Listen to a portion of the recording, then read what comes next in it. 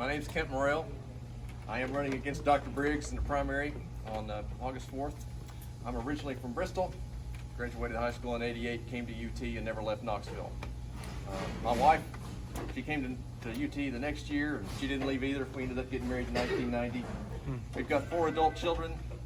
I started a small business to help pay for college back in 1993, and it took off, and my company will be 30 years old next year.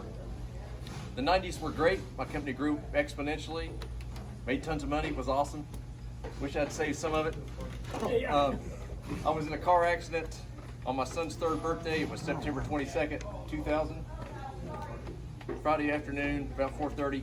I got T-boned at 40 miles an hour, saw it coming, had enough time to tense up, which, by the way, is the worst thing you can do if you're ever about to get T-boned. Do not tense up. My neurosurgeon said, "You'd have been fine if you'd have been drunk." He wasn't advocating drinking and driving. His point was drunks are so often relaxed in accidents that they can get up and walk away from them. I spent 2 years in physical therapy. They told me 2 years after physical therapy, well, I had major surgery, physical therapy, another year of physical therapy. They finally told me in 2002, it's time to realize this is permanent, adjust your life accordingly. They diagnosed me with permanent nerve damage in my spine, both sides of my thoracic area. I spent the next 18 years, 8 months and 5 days dealing with our healthcare system. And in 2015, the legislature made a bad decision when they voted to repeal the Intractable Pain Care Act. Now, if you're wondering why overdose deaths are so high right now, part of it is because patients like me cannot get the care they need. So people are looking for access to medicines on the street. I started advocating in 2015 for patient rights, patient options. I did not realize how that vote would affect me personally. I ended up losing access to pain care in 2018. It was March 27th. I know the date. You remember important dates when bad things happen. My doctor had told me when I went to this group, "You're a high-dose patient. I do not process medications correctly." Finally had genetic testing done in 2013 that showed I'm an abnormal processor, hyperinducer on medications. I had 52 surgical procedures on my spine over an 8-year period. Woke up in the middle of one of my surgeries once when I was supposed to be fully sedated. I do not recommend that. 0 stars for that experience. So if you're ever having surgery, make sure that the anesthesiologist keeps you asleep. In 2018, I had been suffering for almost 18 years at that point. It was a Tuesday when I lost access, and I'm just going to tell you the story since I've got a few minutes. This doctor started pushing an implantable pain pump on me, which that's a hockey puck-sized device that's implanted into your abdomen. They run leads into your epidural space that continually doses opioid pain medication. I had already done all the experimental things that I wanted to do. I had been evaluated for an implantable pain pump in 2007 by 2 surgeons. They both said I was not a candidate. This doctor did not care. It solely made the numbers lower, and it was good for him. It was not what was best for me. I scheduled the test procedure for that. It was in October 2017. I called back the next day and canceled it because I was just not willing to have any more invasive procedures done on me. They asked me again in November, asked me in December, I said no. Asked me again in January, I said no. February, their computers were down. March, I show up for my appointment. They give me a letter saying I'm being dismissed as a patient due to irregularities on my drug screen. Would not give me a copy of this drug screen. I asked them to, they wouldn't, asked me to leave. I immediately went to my primary care doctor and asked them to run a drug screen. It was normal, what was in my system was supposed to be there. My primary care doctor started asking for medical records. It took 6 months to get my records. Guess what was not included in my medical records? The drug screen. My doctor dropped me because he was afraid of the state, afraid of being audited by the state. And Dr. Briggs, I'm sorry, but you have voted for these issues that have hurt patients like me. So I should thank you for getting me into politics. It was a vote you made that brought me into politics. I had to make a decision. So lost my doctor in March. I had a daughter that was graduating flight attendant training for a major airline. 2 days later, we flew to that city. I started cutting my medicine because I knew I had to get through some important events. I had my second daughter getting married in April and my third daughter getting married in June. And let me tell you, it's stressful enough to have 2 daughters getting married within 6 weeks, but it's a whole nother level when you are losing access to the necessary medicines you are relying on to help you live. After my daughters wedding in Nashville in June. I was out of medicine, and I told my wife, I said, baby, I've been dealing with this for 18 years. I've got tons of life insurance. I think I'm done with this. And I was talking about suicide. And let me tell you something, if you think it's fun to get up in front of a crowd and talk about thinking about suicide, it isn't, but this is my story and I'm going to tell it. My wife did not appreciate that. She was rather hot about that. She said, I did not marry you for your money, which is a good thing, because at this point, I didn't have much. I had a great, the only reason I still have a business is because I've got a great business partner, and he took it over, and he's still running my business, which is great, because now I feel great, and I'll get to that in a minute. So I've got a great business, it'll be 30, and I've got a great business partner. So my wife said, you better find a way to make it out of this, because I have not gone through 18 years of suffering with you for you to quit now. I originally thought about going to another country and trying an option that is available in another country that is not available here. Because I could have gone anywhere for about $50 with this major airline. That's what parents flew for. Well, I realized if this other product works, I can't come home because I'm not going to buy street drugs. And a friend of mine said, Kent, before you leave the country, why don't you try the local option? And he was talking about cannabis. And I laughed because I thought, there is no way cannabis is going to touch my kind of pain. Well, it took about 6 months of trying different delivery methods, different strains, just different systems to try to find something that works. And I went through the most awful time of suffering, anxiety, depression. It was terrible.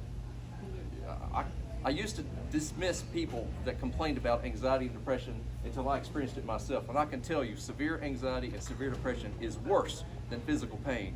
At least the pain I had was 12 inches from my brain. The anxiety and depression that I had was in my head, and you could not get away from it. When you're in that situation, you will seek any relief you can find. And I'm telling you, a lot of people that are out looking for relief now are people that need access to treatment in a medical facility, but they can't get it because the state is too restrictive on treating patients like that. I was one of them. I lost it. And I had to go the illegal route. I was put in a position where I, as a Tennessean, had to make a decision between suicide and illegal treatment. And that was actually a tough decision for me. I'm a Christian. I was brought up a rule follower. It was actually a tough decision to decide to break the laws, to survive. But those were the only two options I had as a resident of the state of Tennessee. And that is one of the reasons I'm running. No one in our state should be forced to make a decision between suicide and illegal treatment. That's wrong. It's all kinds of wrong. I've lost a number. I'm an advocate for the chronic pain community. I've lost a number of friends to suicide because they didn't have another option. So I fight for people. That's what I'm up here for, because I've been in the position where I had no options. So move on. We're into 2019 now. Started getting my life back. I replaced every pain medication I had, every muscle relaxer I had, every antidepressant I had, every sleep aid I had with cannabis. I was rather disturbed by this to know that something that can grow just by throwing seeds out on the road provides me as much medical help as any of the pharmaceuticals I ever used. And I did not have to take extra medicine to cover up the side effects I got from the medicine I had been prescribed. So, friends, we have been lied to about the dangers of cannabis. Cannabis is an exit drug, it is not an entrance drug. I know people that rely on this. I know people that would surprise you that rely on this. So, fast forward to Memorial Day. If you're up here wondering why I look so good, and I do, thank you so much, it's because on Memorial Day, I woke up without pain. For the first day, after 18 years, 8 months, and 5 days, I woke up without pain. Now, if you do the math on that, because I counted, because I lived it, that's 6,821 days of severe suffering. And my only goal for those days was to make it until tomorrow. That was it. I did not have the option to think about the future because it was too depressing. So when I got my life back, we accomplished more around the house in the first 19 days than we had the previous 19 years. We crammed so much life into that summer, went to the beach 5 times, made up for lost time with family. Well, by the time August came around, I thought, well, maybe this is going to last. Maybe this is a long-term thing.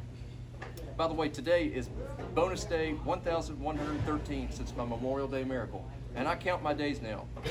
Friends, let me tell you something. You are not guaranteed tomorrow. You are only guaranteed today. So make the most of today. Because you may not get it tomorrow. You may walk out of here and be T-boned at 40 miles an hour, and they maybe put you on a path that you get to experience the negative things that are happening in healthcare for us. I guess the last.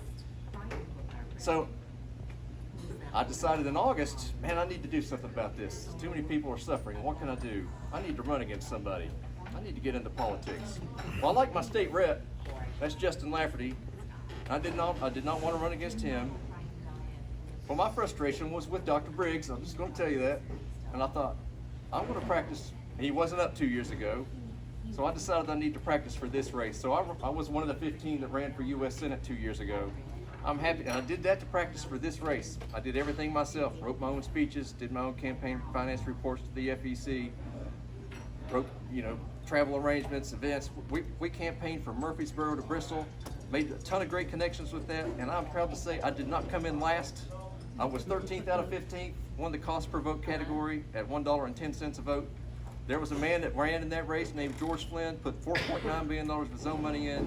His cost per vote was $214 a vote. If you're wondering, Haggerty spent $16.70 a vote. That's what he spent. I was only outspent by about $25 million in that race, so I'm pretty happy to come in 13th out of 15. Fast forward to now, it's been an interesting 6 months. My oldest daughter got married. She decided, my flight attendant daughter, she's not with the airline anymore, but she decided to get married in Hawaii in December.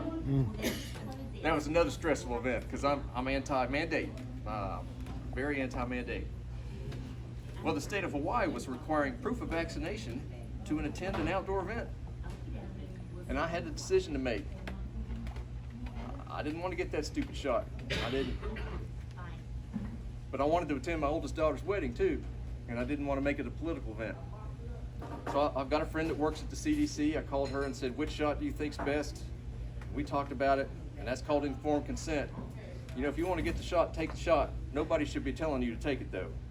So I got the shot, got the first Pfizer shot beginning in November, and within 3 weeks developed pericarditis. So I spent a couple weekends in the hospital. At the time, at the first visit to the emergency room, I thought I was having a heart attack because pericarditis mimics the symptoms of a heart attack. So I felt like I was having a heart attack for 3 months. So the first visit, the ER doctor, we did the initial test for heart attack. They were all right. And the doctor said, well, what's going on in your life? And I told him what I was doing, getting ready to mount a Senate campaign against a 2-term incumbent. And he said, this sounds like a stress issue to me. You need to de-stress. And I thought, well, maybe that's the Lord telling me I shouldn't run. So I gave those plans up. Got recruited to run for a few other things. By the way, my name will be on the ballot for Republican State Executive Committee. How that all kind of worked out is kind of strange, but so my name will be on the ballot twice, Republican State Executive Committee for District 7 and in the primary for Senate. So, where are we on time? Let's see. Well, we need to wrap it up. All right.